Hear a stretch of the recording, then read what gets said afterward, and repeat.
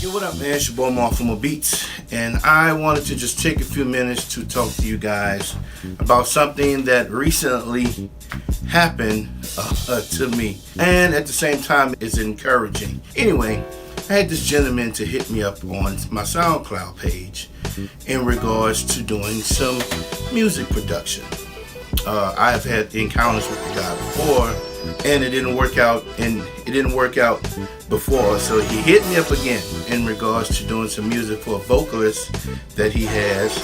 So I'm like, okay, who is the vocalist and what is it for? So he goes on to tell me in the email that it's for TV placement. So he comes out by saying our budget is $200 a track, which already set red flags up with me.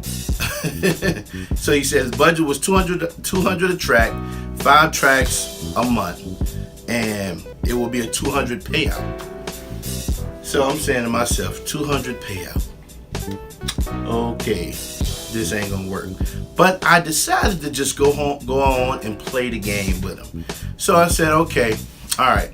So what does all this entails? He's gone on telling me it's for TV placements, yada yada yada. So I emailed him back. I'm like, okay, are there any royalties involved?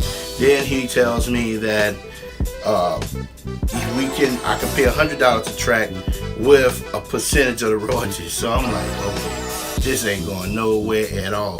So I'm just continuing to playing the game to see if he's going to be willing to negotiate.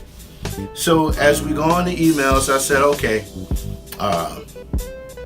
let's do it. Even though I shouldn't have told him that, but I just want to see, because I still got some stuff that I want to present to see if he's going to be able to honor some of the things that I want. Because out the gate, you already told me that it's a $200 budget payout. So that's telling me that there's no royalties involved, and $200 ain't even what I charge. You know what I'm saying? So as we were going on, he was telling me, I'm gonna sing you some reference, yada yada yada, and then I can start the music, boom boom boom. So I emailed him back. I was like, yo man, first and foremost, you want me to start the music. When I do customs, I ask for half up front. What you are saying is in your budget is not even what I charge. And then you want to not give any credit. That's another thing. That was another thing. He didn't want to, there was no credit for me as a producer. Producers, that is a no-no. I did that once in my life and I refuse to do it ever again. You never let anyone tell you or buy you out to where you don't have credit for their production. So having the credit for the production is almost better than having the money, because that credit for the production is a part of your resume that travels on and on and on. So you never do that. So I'm just going on, and I don't know, maybe he's assuming that I may have just started. Like I'm just the little youngster off the block that's hungry to get on. So, and I'm not.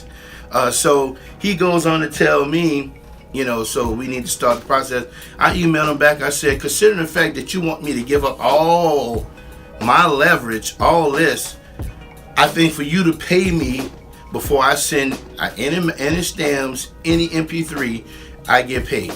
So he emails me back, was like, yo man, I can pay you half, and then you send me the stems, you know what I'm saying, and then we can do it that way. Because if I do it that way, then I'm giving up all my leverage. Well, you're already out the gate and told me that all my leverage is gone. You already said no credit, $200 buyout. Man, that is ridiculous. And you're shopping the music for TV placements? Come on, dude. He definitely has the wrong one. So we went to talking, and then by that time I'm like, okay, playtime is up. I emailed him back. I said, look, I'm gonna pass on this opportunity. Thank you. Now that's my second time telling him in 2 different situations that I'm gonna pass on this opportunity. You know what I'm saying? My point of this video is, as I thought about it, and I've learned this early on, is that you never have this chasing the carrot syndrome.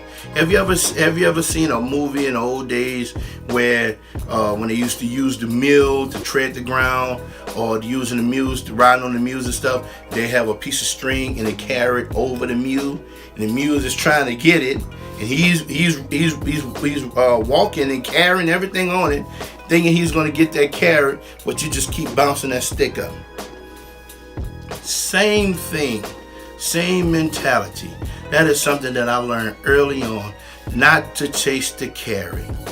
I am a firm believer that promotion comes from the Lord. That's what the Bible says. I firmly believe that. If a situation presents itself, there's either two things. Either it's for me or it's not. Now, you have to have some wisdom to be able to know when it's not for you and when it's for you. If it's for you, all the doors are going to pop open. But in that situation, that was not for me. You're stripping me from my legacy just with the credits alone. You know what I'm saying? Who produced the music? He according to that contract, he could say that he was going to say that he did it. I wasn't going to allow that. You know what I'm saying? And that's what I want to encourage you guys. You know what I'm saying? I love to be able to make music. I love making money with my music. But at the same time, I would not prostitute my gift or allow for my gift to be used in such a way where you're stripping me of who I am. You know what I'm saying? And that's that chasing the carrot syndrome.